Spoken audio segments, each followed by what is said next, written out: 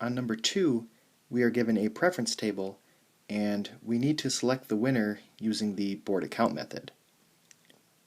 And then we need to say, does this violate the majority criterion? So we have 3 candidates.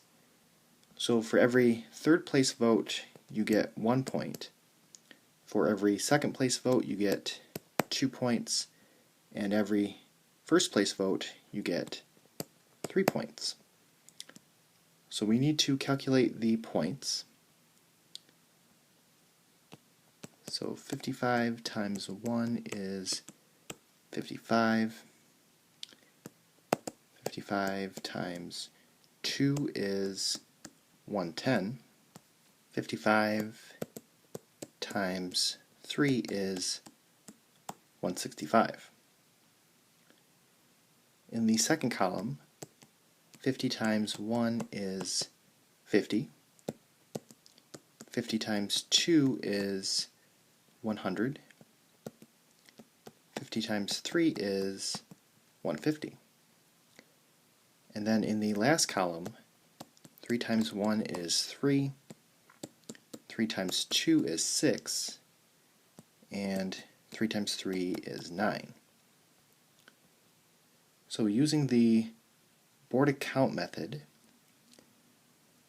Scott is getting 165 plus 50 plus 3.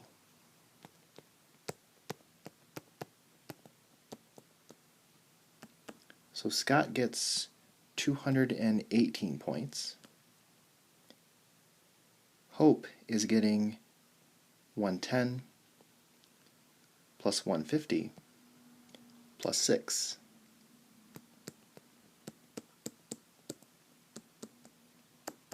So that is 266 points.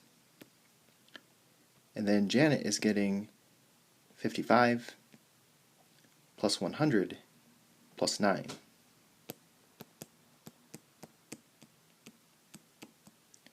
So that is 164 points. So by the board account method, Hope is the winner. Now we have to answer, does this violate the majority criterion?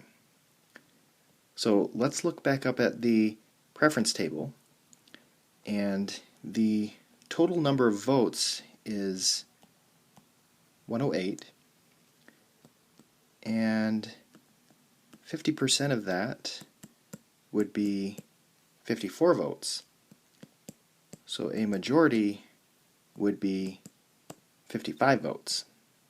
So if you look at the first row,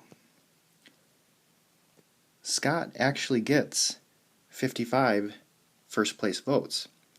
So he actually has a majority of first place votes. However, he lost the election because Hope wins the election. So our answer is yes.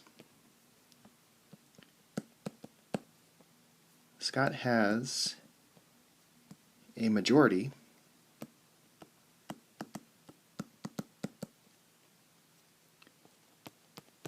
of first place votes